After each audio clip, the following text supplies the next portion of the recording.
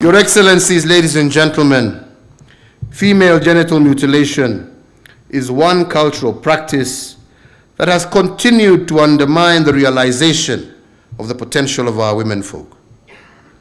Indeed, it undermines the participation of girls in education, and in addition, it has harmful health consequences. In recognition of this fact, I did make a personal commitment to lead the war to end female genital mutilation. I'm pleased to inform this gathering on the progress that we have made to curb this harmful practice, and I want to applaud cultural as well as religious leaders, especially from the Borana, Samburu, and Pokot communities, who have made bold public declarations to eliminate FGM and child marriages. And I note in particular the Kesima Declaration in Samburu, which I personally witnessed. Gender-based violence violates women's basic human rights. It undermines women's productivity and it diminishes their self-worth. Gender-based violence also has serious and disruptive spillover effects on our children.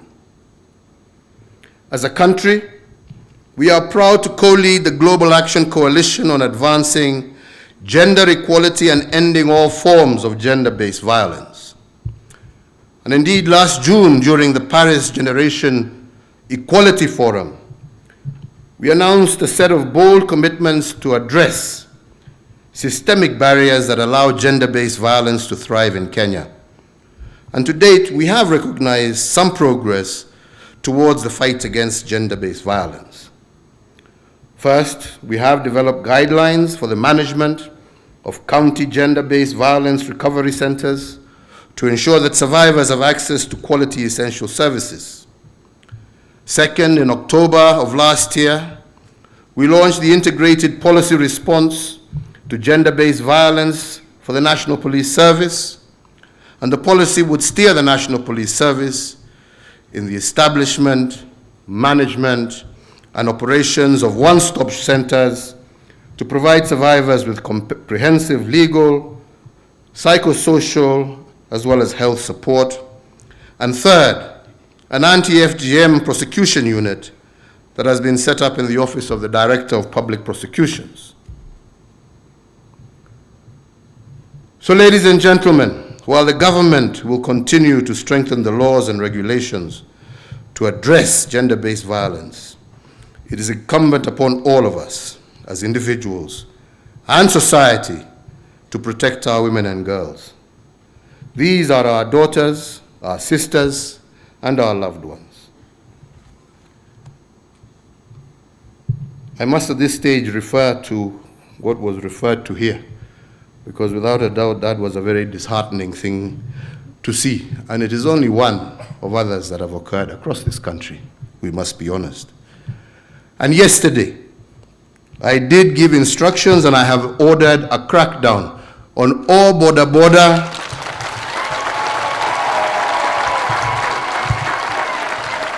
operators starting here in Nairobi and moving across the country. And the reason I have just chosen just to pause, just to refer to this, is because I know with this, and because we're in the silly season of politics, there are some out there who will go out and start saying the government is harassing small traders, small business people. There is nothing further from the truth. We want to see our young people succeed in their businesses. There is no government that has done more to support our young people in trying to foster their businesses. There is no government that has done what we have done to help these Bodabodas in terms of reducing the price of these motorbikes. And we have seen the number and how they have flourished across the country. That was not done because we wanted to kill their business. We wanted to promote their business. We wanted to ensure that they are able to earn a decent daily wage, which is still our commitment. We applaud the many wonderful young men, and in some cases women, who ride these motorbikes and do great service to this country, delivering people who ordinarily would have had to walk long distances, that last mile, where a bus or a matatu will not go, and helping passengers with their luggage to get to their doorsteps. We know the great work that they are doing in terms of helping us achieve a truly digital economy through delivery of goods across our country using bodabodas, actually really boosting our digital economy. We have heard of many heroic stories of young men who have come to the rescue of women and people in distress voluntarily and returning even goods that people have left behind. This we cherish, we love, and we want to support, and we shall continue to support. But friends, that is not a license for you and your motorbike to harass pedestrians by driving on pedestrian walkways and chasing them back off onto the road. It's not a license that allows for a bodaboda to be used to do drive-by shootings or to break vehicles' windows and harass motorists along the road.